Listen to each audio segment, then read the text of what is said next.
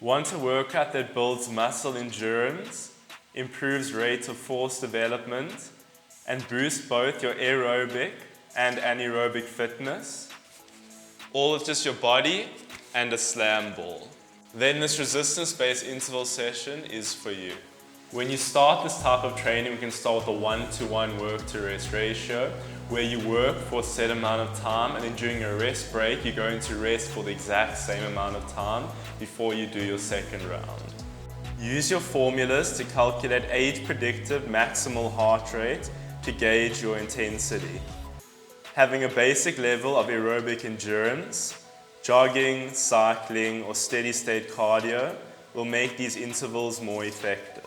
Alright, let's get into the warm-up. So we're going to start off by warming up our wrist, 5 circles to the left.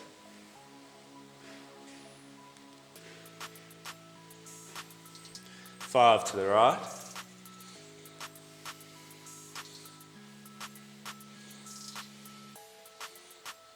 Now let's warm up our elbows.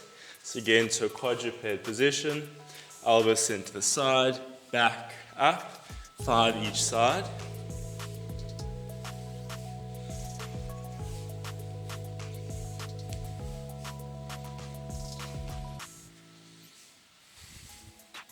Now we're going to start off with warming up for push-ups. So we're going to do 5 knee push-ups.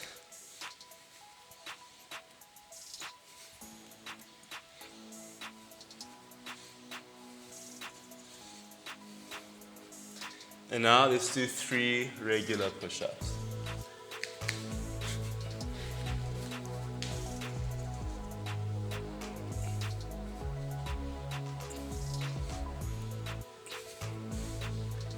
Next, we're going to warm up with torso twists. So we're going to stand up, arms to the left, to the right. Let's do 10 each side.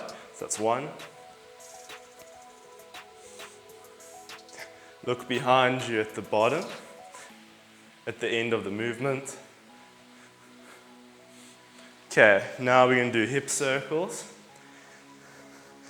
5 to the left, 5 to the right. Now we're going to do squats, but remember to do them explosively as we're preparing for the interval session. So that's 1, you're going to do 10.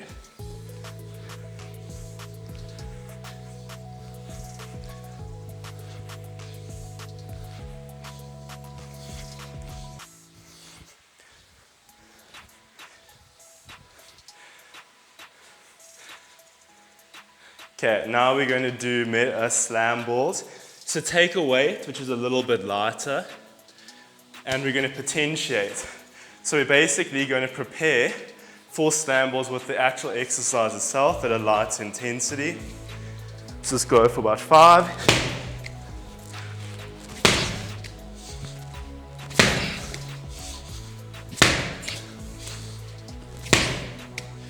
And we're going to finish off.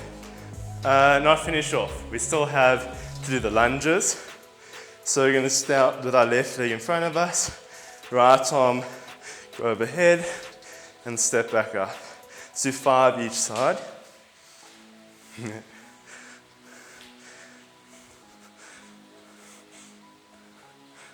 Okay, other side.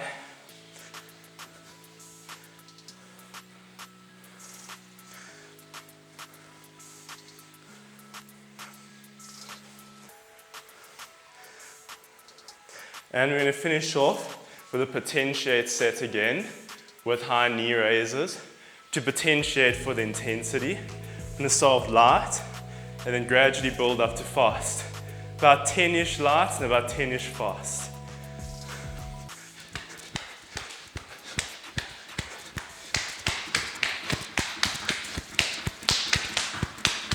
Here's a rough guide for resistance-based interval training intensity by fitness level. If you're a beginner, you can keep around 60 to 70% of your maximal heart rate. If you're intermediate, around 70 to 80. And if you're more advanced, which is also considered HIIT, you can keep around 80 to 100%. Remember, heart rate isn't everything. It fluctuates daily due to sleep, caffeine, stress, illness, or how well you perform the exercise. When we are talking specifically about HIIT training, which is high intensity interval training, we're talking about training that is very hard intensity with very brief recovery periods. I will say anywhere around, I'll say 80 to 100% of your maximal heart rate, as the ACSM recommends. But what isn't HIIT, which I used to do myself, and I've seen a lot of people do too, is if you're doing skater squats, for example, at a very slow speed, this is not high intensity. Or maybe, same thing, but different exercise. Jumping jacks, also not high intensity, because the speed is too slow. Lastly, a very common problem mistake, which I've made too, is thinking a core exercise is HIIT. For example, shoulder taps. But all you're actually doing is you're training the stability of your core, or maybe you're training your abdominal musculature if you're doing a contraction-based exercise. But what I count as real HIIT, number one is your heart rate, the intensity. But to get to that intensity, you need to have a fast tempo, build to a fast tempo. The modality of exercise you choose, specifically I'll say body weight plyometric exercises, and also the difficulty of the exercise. For example, with the squat jump, you can do regular. To make it harder, you can add a weight vest. Or maybe you can do an exercise where you're jumping and then you do one with single leg. There's many possibilities you can do. You just have to find the right exercises that suit you the best. HIIT comes in two main forms, either short intervals, which are under 45 seconds, where your body relies mostly on short burst energy systems, which include ATP, PC, and anaerobic glycolysis, but with a little bit of help from your aerobic energy. As we know that you're not always predominantly in one energy system, but a combination, but one of them always is favored over the other. But there are some cases, for example, with long intervals, where your workout's about 2 to 4 minutes in a round, at or above 90% of your VO2 max, with rest no longer than 2 minutes. Here, you're using both your aerobic and anaerobic systems almost equally. For calisthenics competitions, rounds usually last anywhere from 45 to 90 seconds. It also depends on what competition and where you are. So training long intervals is especially useful for building that competition-style endurance. As I said, we're going to start with a 1-to-1 work-to-rest ratio if you're a beginner. When you get to more intermediate level, you can start making it progressing towards a 2-to-1 work-to-rest ratio. So you can go 1 to 1.25, 1.5, 1.75, eventually to 2-to-1 work-to-rest ratio. And then we can also start adding in some rounds, as I showed you earlier as well.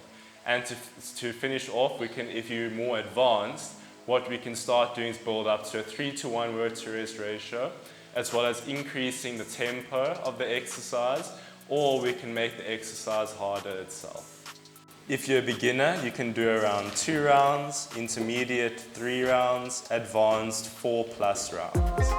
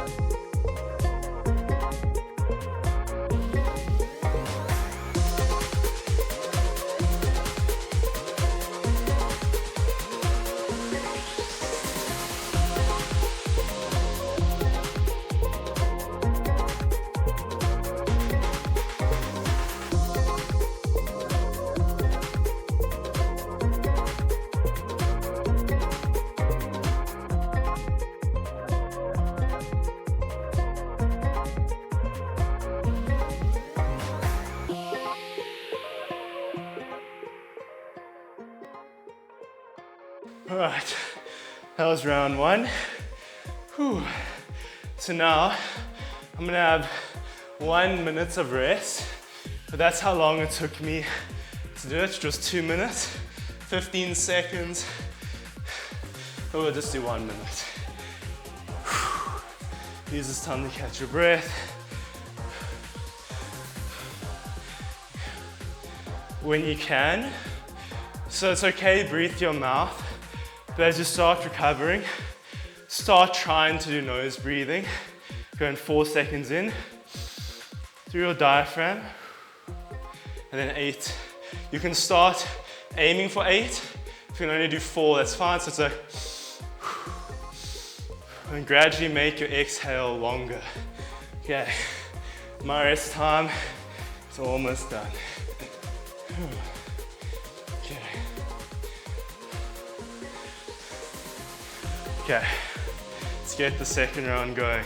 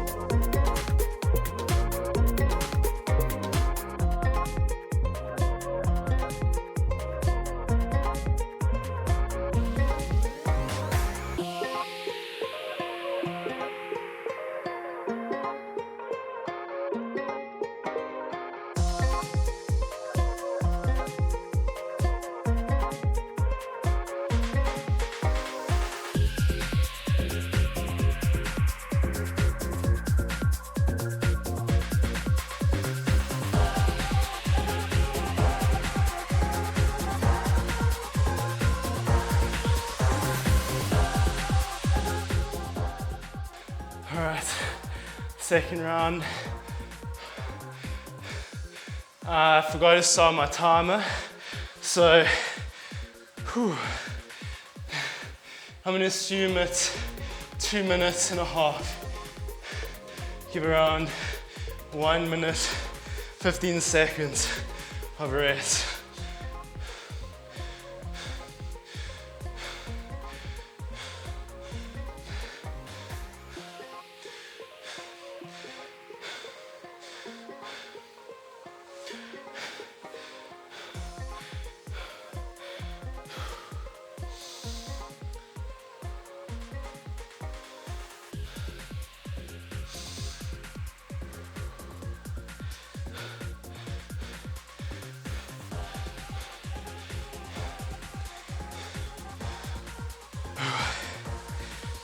I needed this.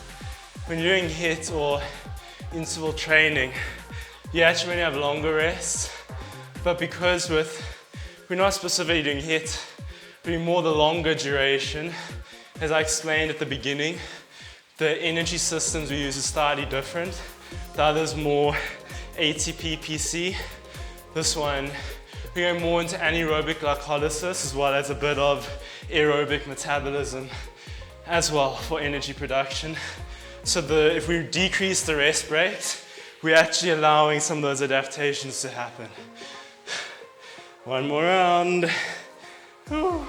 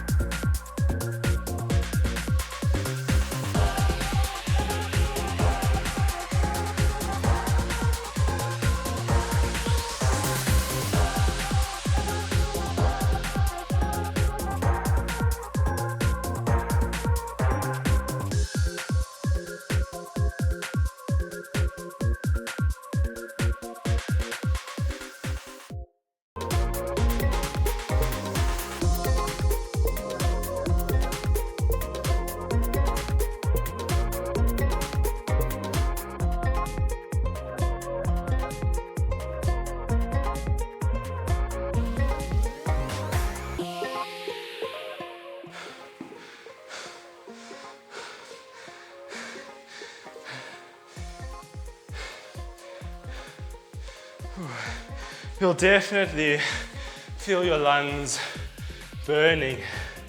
Whew. Whew.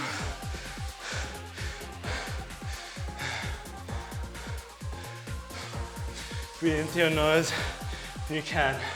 Right now, I still need to do a bit of mouth breathing to get my breath under control.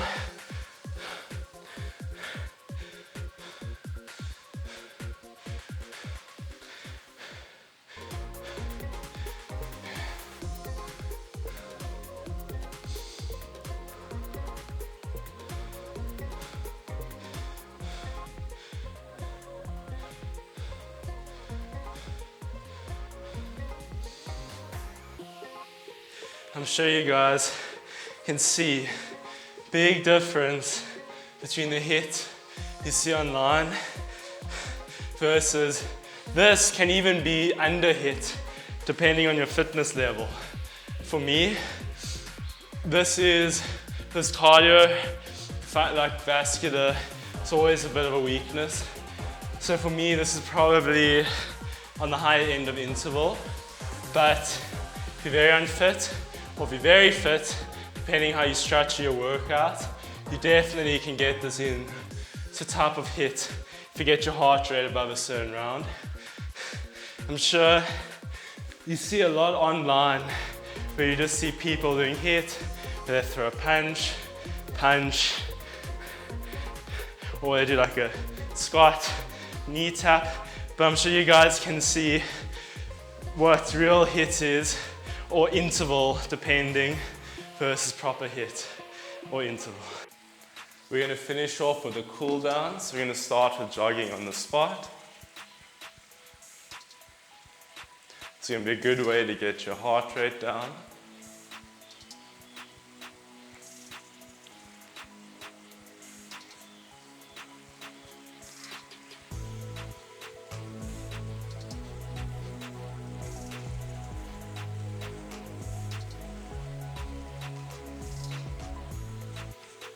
Next, we're going to do a chest stretch. Interlock your fingers, shoulders back and down, and lift up. This is a pretty challenging one, so just do the best that you can.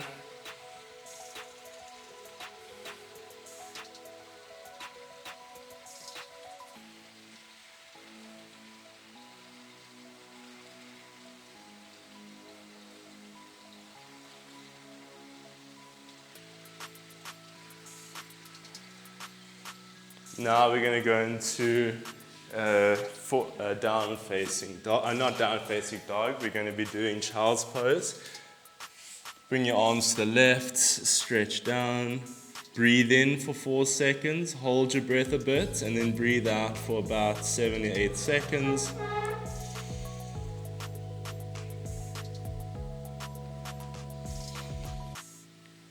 It's important to do diaphragmatic breathing, where you're breathing through your stomach and not your chest, well, through your diaphragm. So you're trying to maybe imagine expanding your stomach, not your chest. Another side.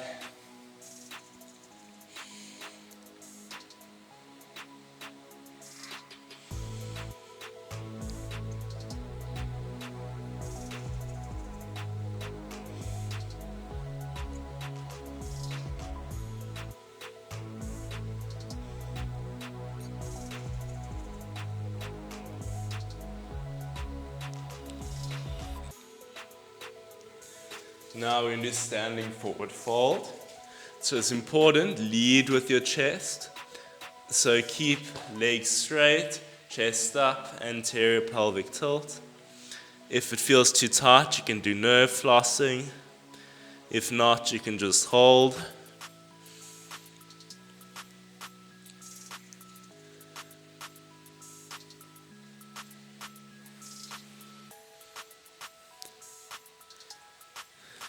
Now we're going to standing quadricep stretch. Grab your left leg and hold. Keep for this one a posterior pelvic tilt. That's going to create a bigger stretch on your hip flexors as well as your rectus femoris, which is a quad muscle that also flexes the hip, by creating a bigger distance between origin and insertion points of the muscle. Okay, and other side.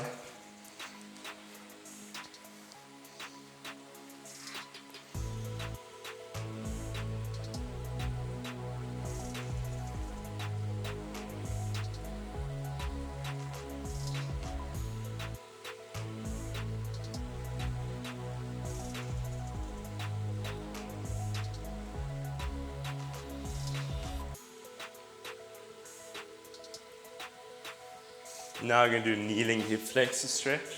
Left leg in front, right leg back. Send your hips down. Make sure your hips are in one line. And engage the glutes on the back leg.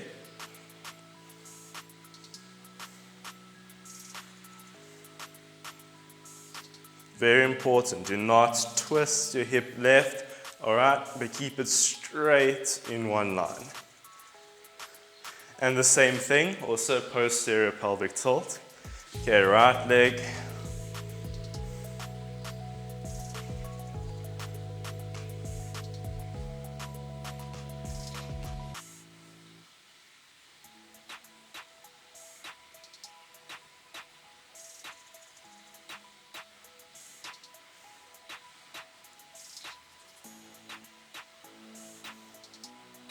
And we're going to finish off with spinal twist. So sit on the floor, right leg's extended, left leg bent, and twist.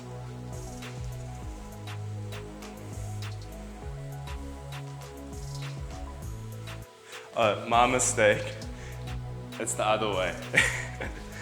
So if your left knee is bent, you bring your right arm up, and then twist the opposite direction. I knew that felt funny.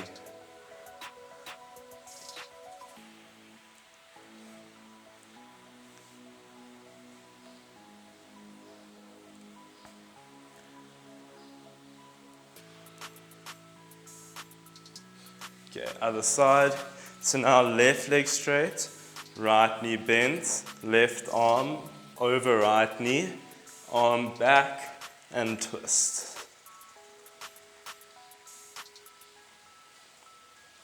This should feel nice, especially after that HIIT workout. Well, interval or HIIT workout.